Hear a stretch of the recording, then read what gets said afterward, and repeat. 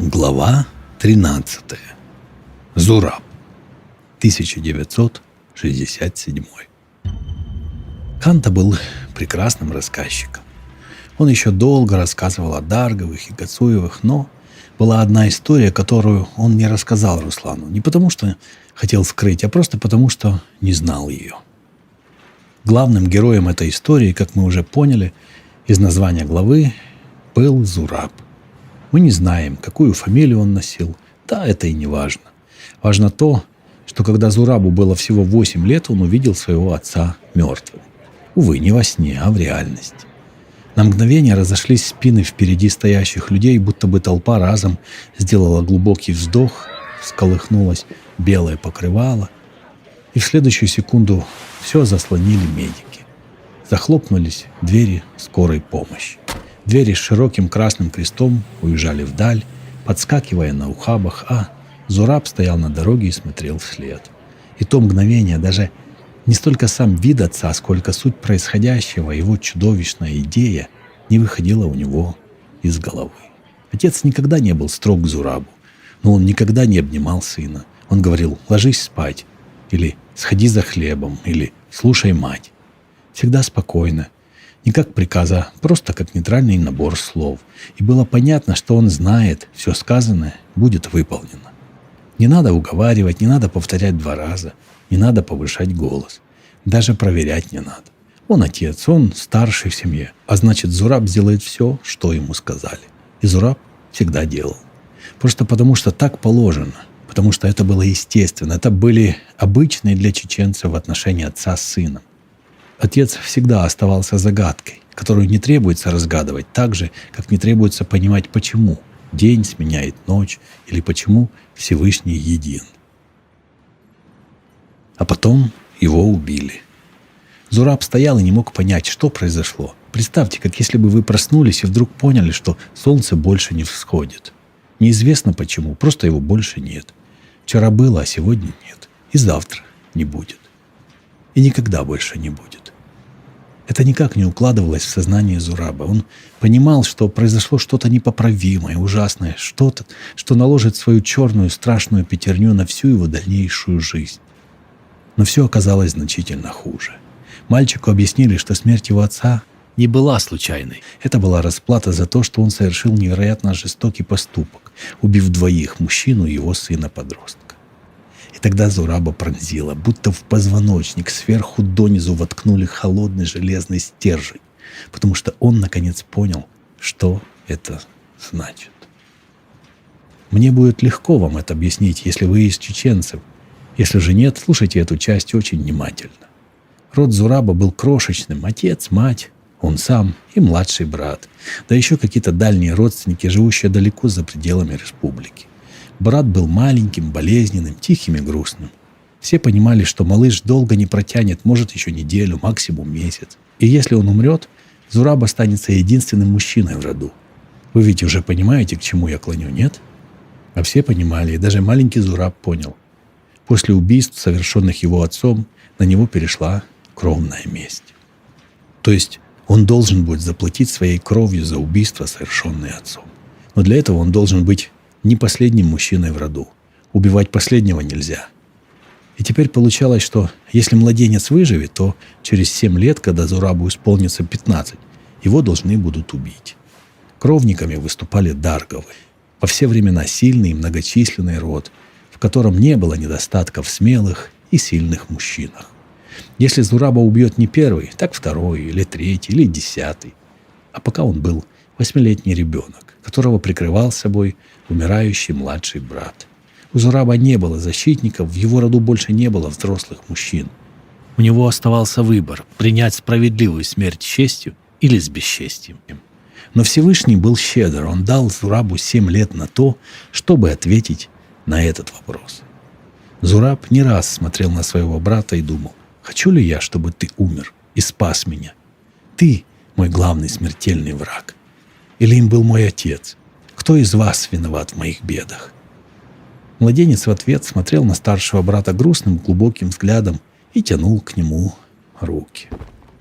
Зураб прижимал к себе это маленькое существо и чувствовал, что ни за что на свете не позволит, чтобы с ним случилось что-то плохое. Кто знает, может, именно подпитываясь от этой отчаянной любви, младенец все жил и жил. Но ясно было одно. Даже если мальчик не умрет, он будет инвалидом, едва цепляющимся за жизнь. А сколько ему отмерено? Это вопрос никогда не находил ответа. Зураб теперь оказался во главе семьи. Лишившись кормильца, они едва сводили концы с концами. У него не было времени на игры, отдых и развлечения. Он даже не спал толком. Уже с 8 лет Зураб без устали работал, помогал по дому и в поле. Он знал, как бывает, когда не разгибается спина. В глазах мутится, и каково это лечь в постели и сразу провалиться в черный колодец, чтобы через мгновение вынырнуть из него уже утром. Если выпадало свободное время, Зураб уходил за окрестности села, бродил, погрузившись в размышления, даже не всегда понимая о чем. В один из дней он услышал крик. Это было как в книгах, которые он так любил читать. Но теперь он был главным героем, и нужно было кого-то спасать. Однако вы и сами знаете, что в отличие от приключенческих книжек, история не любит героев. В каждой реальной войне первыми погибают самые храбрые. Быть мертвым героем или живым трусом – вот дилемма для человека. Именно этот выбор стал теперь перед Зурабом. Он увидел девушку, а впереди нее оскалившиеся клыки волка. Не было времени думать, взвешивать за и против. Настоящий выбор был очень простым. На уровне инстинктных рефлексов – прыгнуть вперед или назад. И Зураб прыгнул вперед. Крича и размахивая руками, он бросился на перерез и стал посередине, перед самой пастью чудовищ. Представлял ли он для волка опасность? И малейшей. Волк был крупнее и тяжелее, он быстро бегал, дальше прыгал. Даже стоя на 4 лапах, он был почти вровень с 9-летним мальчиком. А у Зураба не было ни оружия, ни даже камня или палки. Нечем защититься, нечем нападать. Волк на секунду даже несколько оторопел, наверное, подозревая какой-то подвох. Не могло быть такого, чтобы эта жалкая пародия на воина пыталась с ним сразиться. Что это, шутка? А Зураб вдруг зарычал. Он почувствовал в себе невероятную ярость и рванулся вперед. Волк отскочил, повел головой, и теперь они стояли, не спуская глаз друг с друга. А потом волк ухмыльнулся. Недобро ухмыльнулся. Мол, что, щенок, думаешь, вызвал уважение своей смелостью? Думаешь, это сказка, где зверь отступит, потрясенный мужеством человека? Нет, зверь хочет есть, он хочет мяса, и в этом твоя беда. Зверя, знаешь ли, не смелостью останавливают. Звери останавливают пулей, кинжалом, силой, а у тебя ничего этого нет. Ты можешь только рычать и махать руками. Это животный мир. Здесь побеждает не самый порядочный, честный, добрый и справедливый, а наоборот, самый сильный, подлый и злой. Не повезло тебе, правда? Столько героизма, и все впустую, никто не оценит. Ты ведь щенок несчастный. Больше волк не реагировал ни на какие движения мальчика. Он спокойно выбрал дистанцию, приготовился к прыжку. Ну что, ты бежать собираешься? Или не станешь? Тебе же хуже. Волки любят смелых. Их значительно проще ловить. И волк прыгнул. Не слишком торопясь, аккуратно, взвешенно, зная, что жертва никуда не денется и не сможет уклониться от атаки. И жертва никуда не делась. Клыки впились в свежее мясо. Волк с удовлетворением ощутил вкус крови. Прекрасно. Но вдруг он понял, что-то тут не так. Челюсти не сжимались. Это потому, что Зураб не ушел от удара. У него был только один шанс. Длиной в мгновение броситься вперед и сунуть руку прямо в раскрытую пасть так далеко, как сможет, вцепиться там и потянуть на себя изо всех сил, что не позволило бы животному сжать челюсть. В лицо мальчику хлынула его собственная кровь. У уха щелкали чудовищные клыки. Отбойными молотками били о землю когти, каждый, наверное, с кулак. А он знал. Вот его приз за смелость. Второй шанс. Мгновение, и он впился зубами в шею зверю, захлебнулся спутанной жесткой шерстью, вырвал клок, тут же засунул туда свободную руку и принялся рвать. Теперь кровь била ему в лицо, будто из шланга. Рывок за рывком шипела и харкала порванная трахея. А потом все вдруг прекратилось. Челюсти разжались. И Зураб встал. Все закончилось быстро и странно.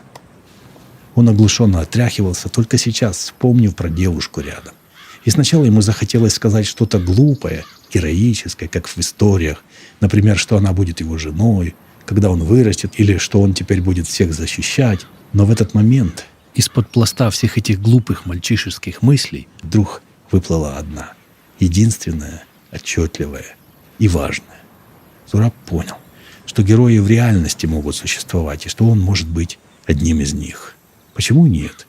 Посмотрите, что он только что сделал. Неужели это не дар Всевышнего? Кто еще так сможет? Зураб понял, что будет героем. Надо только стать взрослым и выжить.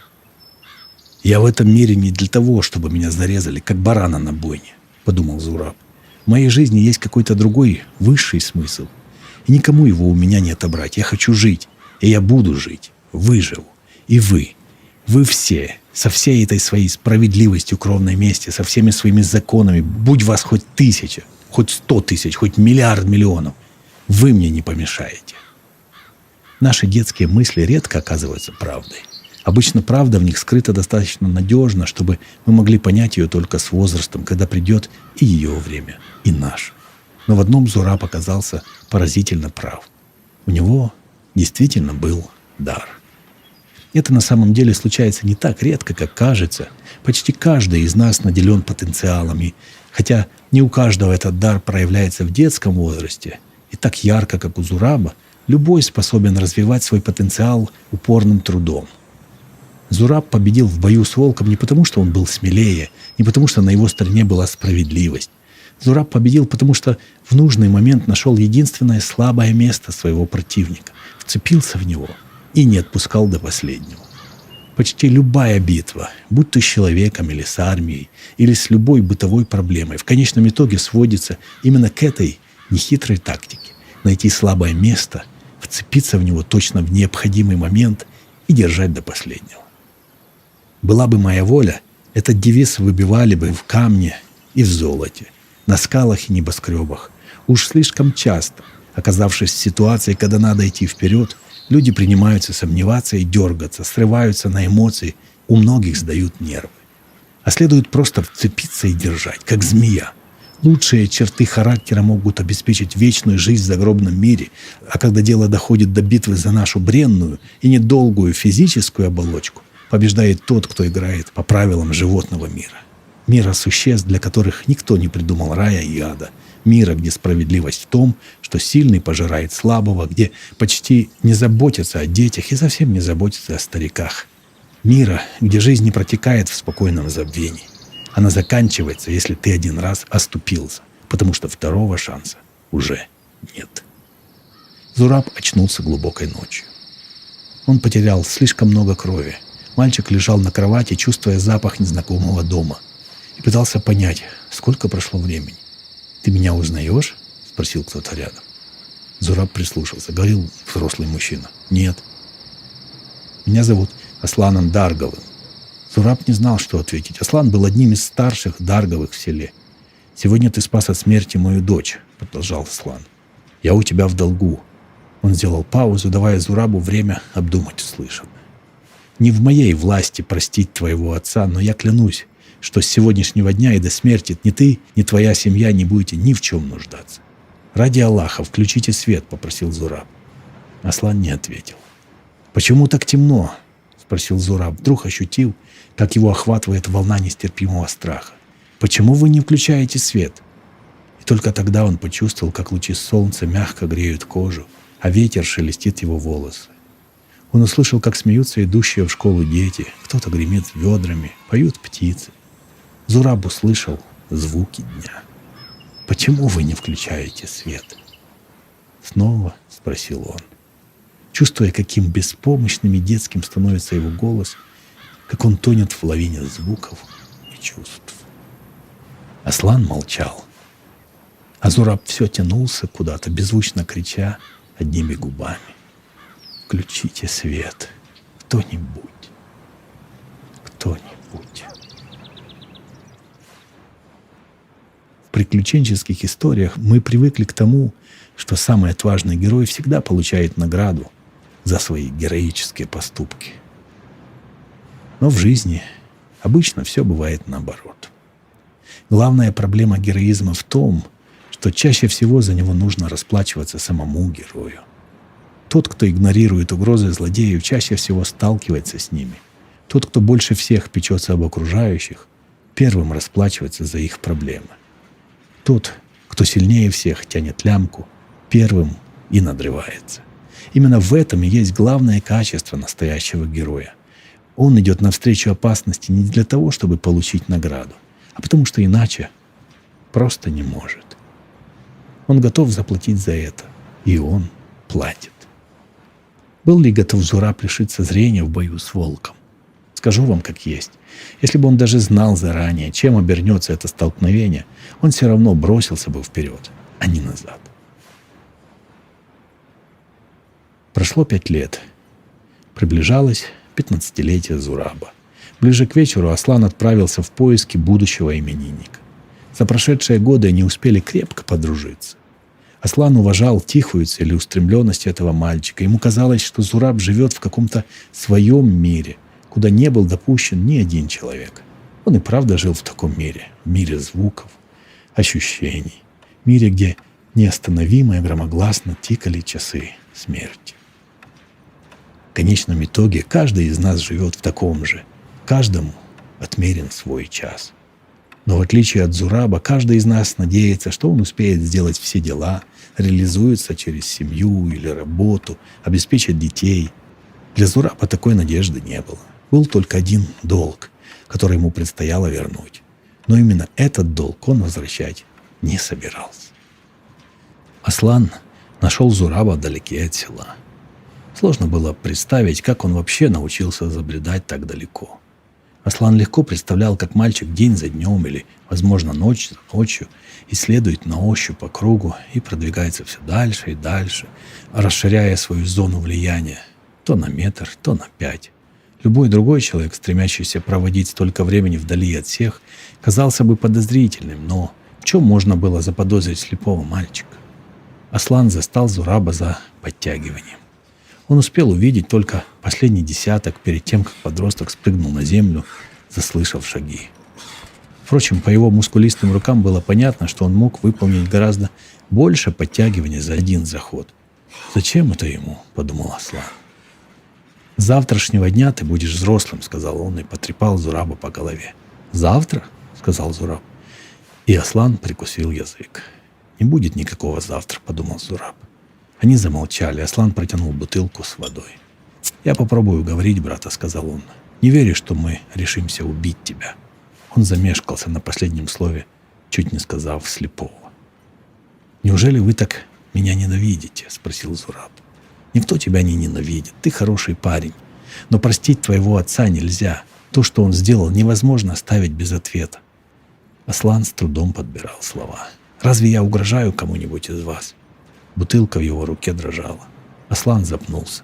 Он хотел рассказать о порядке, о заветах предков, о законе, о тейпе, но чувствовал, как глупо и неестественно это будет звучать. Главой рода в селе был младший брат Аслана. Несмотря на сравнительную молодость, ему едва исполнилось 40, он пользовался огромным уважением. Ни одна проблема не оставалась незамеченной им.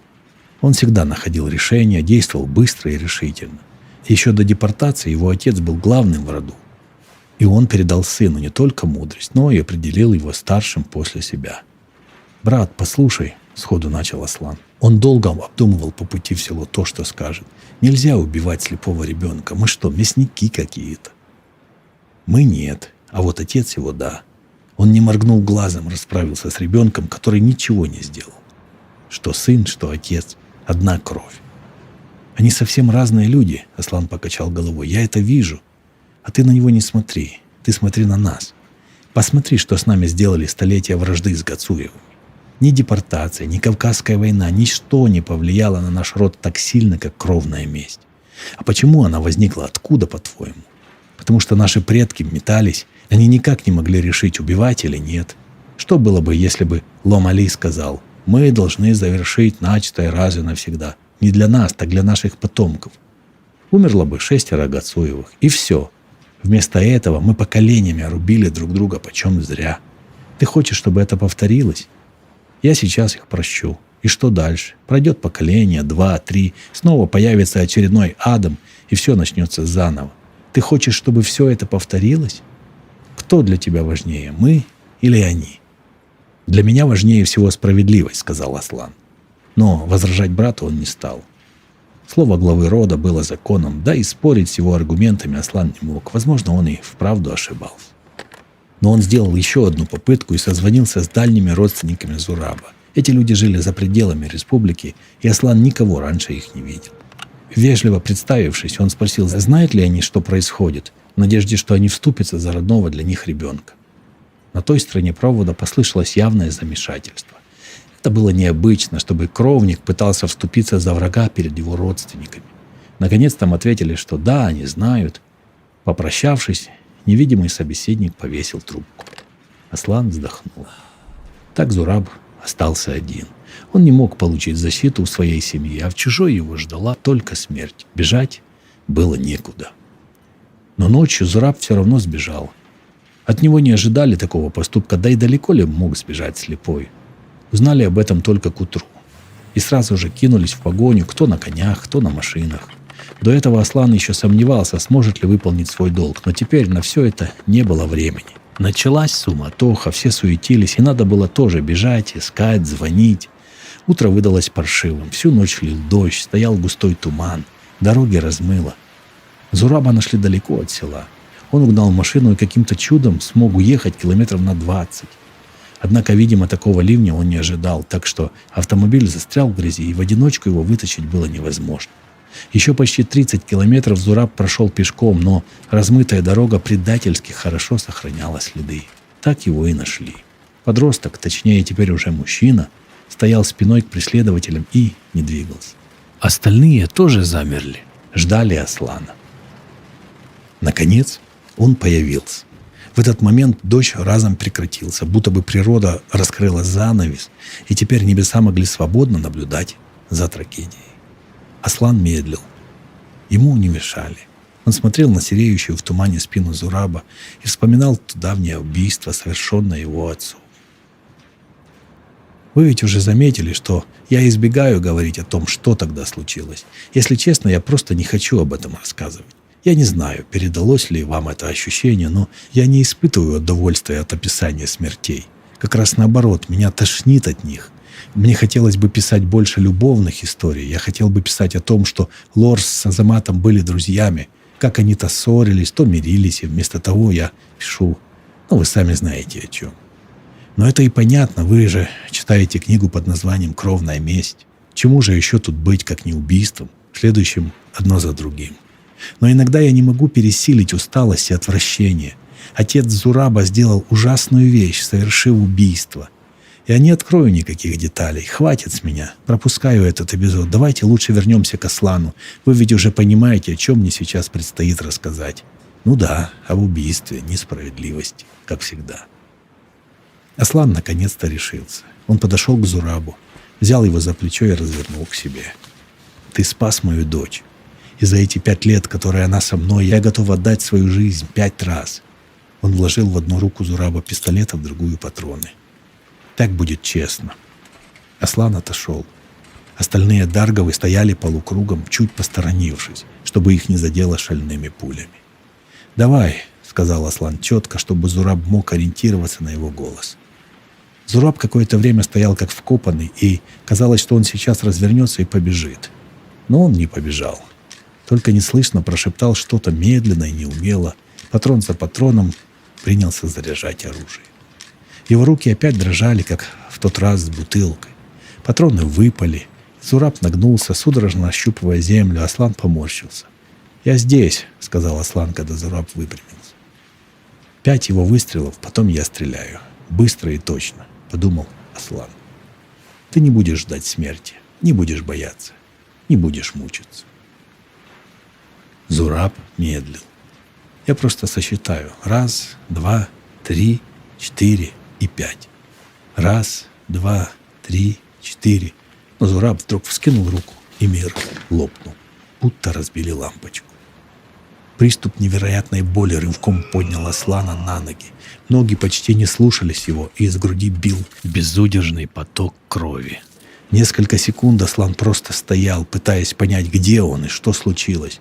Потом тупо посмотрел на застрявший в пальцах кусок бурой грязи, пока не понял, что это пистолет. От боли Аслан замычал, оглянулся и пошел к машине. Он не мог думать, не хотел думать, даже идти было проще, хотя идти было тяжелее всего на свете. Но думать еще тяжелее. По пути он несколько раз падал, и один раз, споткнувшись о какой-то камень, почувствовал, что этот камень мягкий. Ему показалось, естественно показалось. Ведь если это не камень, то кто знает, что это? Он не хотел знать, совсем не хотел. И больше всего он не хотел знать, сколько таких камней лежит вокруг. Этого он не хотел еще больше, чем думать. Их 8. Нет, нет, нет. Этого он не знает и не должен знать. Он должен знать, куда поехала машина и в село или от села. Это важно. А сколько камней? Какое ему вообще дело до каких-то камней полукругом? На этот раз он свалился прямо на бампер. Аслана беспрестанно трясло. Он бредил. 1, и 2, и 5, и все. Вдруг он поднялся и завыл, как зверь. Он выл громко, страшно, и в его голосе переплетались боль, злоба, ярость и какие-то другие совершенно непередаваемые звериные чувства. Не переставая выть, он ударил кулаком по бамперу так, что осталась вмятина. Потом еще раз и еще. С каждым ударом из его груди била кровь. Но Аслан не замечал. Теперь он чувствовал себя волком, оборотнем. Большим, сильным, хищным, голодным зверем. Он сел за руль и включил зажигание. Он не знал, сколько продолжалась эта гонка. Кровавый туман и кровавый ливень застилали обзор, и только каким-то шестым звериным чувством он понимал, что едет в нужную сторону. И вскоре он догнал Зураба. «Ты предал меня!» — закричал Аслан жутким голосом, вцепившись ему в шею. «Ты предавал меня час за часом, день за днем, год за годом. Ты строил из себя слепого. Поначалу слепота у тебя была, конечно. Сколько? День, 2, неделю. А потом прошла, и тогда-то ты все понял. Я заботился о тебе, как о сыне. А ты только и думал, как убьешь меня, да?» Зураб что-то прохрипел, потому что Аслан душил его, прижав к земле. «Твой отец был собакой, и ты сдохнешь, как собака. Я готов был умереть ради тебя. Я молился за тебя каждый день». Аслан закашлялся, и в тот момент, когда схватка ослабла, Зураб ударил его по шее. Аслан отлетел в сторону, а Зураб попытался встать на ноги. «Тебе не уйти, просто не уйти, ты понимаешь? Мы найдем тебя, ты хоть понимаешь, что сейчас сделал?» Зураб поднялся. Смотря на поверженного врага с холодной уверенностью, вынул из его ослабших пальцев оружие. Проверил, патроны есть. Навел. Ярость уже не могла поднять Аслана. Силы его закончились. Он даже не мог говорить. Он нащупал в кармане перочинный нож, но уже понимал, что не сможет нанести смертельный удар. А еще он понимал, что не прав. Зураб уйдет, спрячется, и никто его не найдет. Никто так не сможет. А он — да, легко. И тогда вдруг Аслан захохотал. Нет, не спрячется, не уйдет. Зураб удивился на мгновение, промедлив с выстрелом. Этого мгновения было достаточно. Последним усилием Аслан рванулся вперед и, уже теряя сознание, одним прыжком повалил противника и вбил перочинный нож ему в глаз. Давайте закончим это. Перевернем страницу и вернемся к рассказу Канты. Он и умнее меня, и рассказывает интересней. Его истории хранят в себе какую-то красивую былинность. Они о людях из давнего прошлого. Когда слушаешь эти истории, думаешь, ну, со мной такое произойти не может. А мне тяжело, потому что история Зураба — это именно то, что может произойти с нами. Это почти наш современник. Эти люди живут вокруг нас, оглядитесь по сторонам, поспрашивайте. Вам и не такое расскажут. Это не байки из склепа, не древняя легенда. Это реалии нашей с вами жизни. Да, вы, конечно, хотите узнать, что все-таки случилось с Зурабом. Умер он тогда на горной дороге или нет? Пути судьбы неисповедимы. Мы не знаем, как он жил, о чем он думал, жалел ли он, что произошло тогда на горной дороге. Однако, кем бы он ни стал, в конце концов, Зураб победил. Наступили уже 2000-е годы, времена Второй чеченской кампании, когда он в последний раз сошелся лицом к лицу с Дарговым. Было серьезное столкновение, много жертв, но тогда Зураб совершил самый важный поступок в своей жизни. Он смог убедить одного из Дарговых сказать семье, что он, Зураб, мертв. Тут сыграли свою роль многие факторы. В В первую очередь, плачевное состояние рода Дарговых. К концу войны Дарговы были почти истреблены. Продолжение вражды грозило полным уничтожением семьи. Однако сыграла роль и упорство кровника. Он воевал за свою жизнь, воевал против превосходящих сил, против самой древней системы. И он победил. Его жизнь снова была его собственностью. Наконец он мог ложиться спать, зная, что больше никто не придет по его душу. Стоило ли оно того? Определенно, да.